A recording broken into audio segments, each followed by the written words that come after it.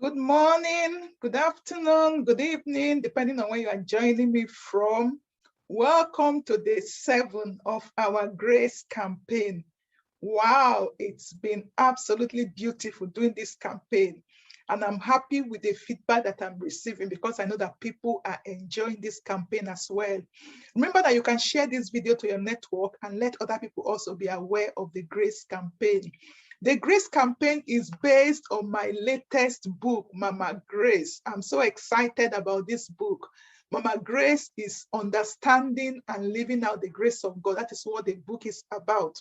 Understanding and living out the grace of God. And the reason I wrote this book is because I know that our knowledge of grace, the average Christian has a very limited knowledge of grace. So I wanted us to understand better the grace of God. And I also want us to also enjoy and experience this grace of God. I've been privileged to experience the grace of God. I've been privileged to enjoy the grace of God. And that is why they call me Mama Grace. That is why I say Mama Grace for me is a revelation, because when somebody called me Mama Grace and I was frowning at it, she made me to realize that, don't you know you carry a lot of grace? And then it dawned on me that honestly, I have enjoyed the grace of God. And that is why I am here on this campaign, to also make you understand more of the grace of God and to begin to enjoy it.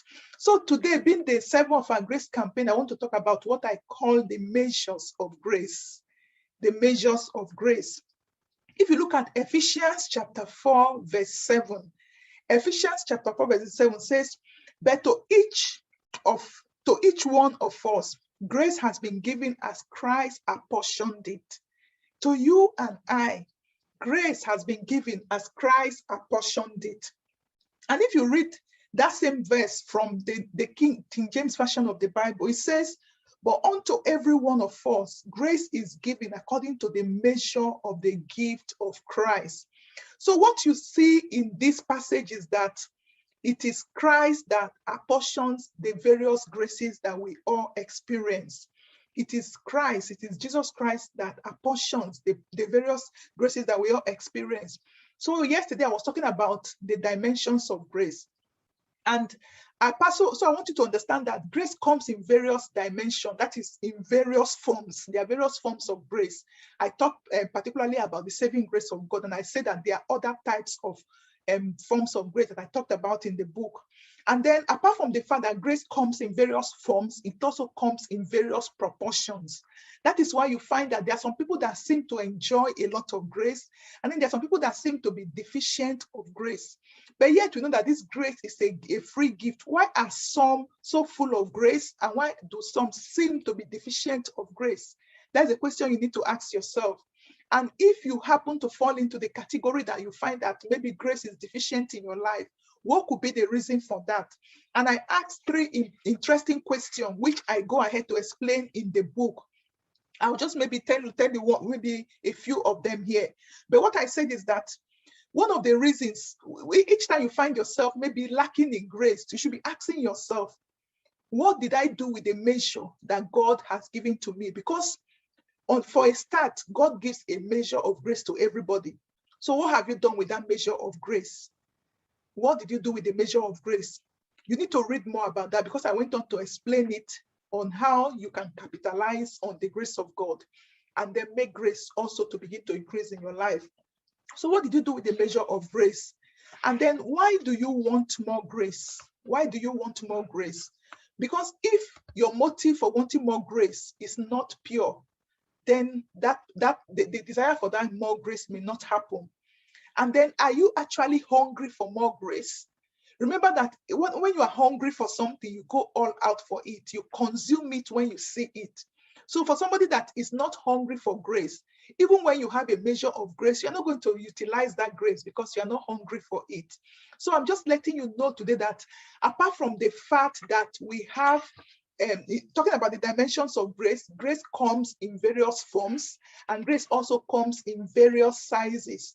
So I'm saying this now to lead us into what I'm going to be talking about tomorrow, that no matter where you are in your level of grace right now, you can grow in grace. So I'm just giving you a hint now for tomorrow. So begin to get ready for it, because I believe you are gaining a lot from this grace campaign.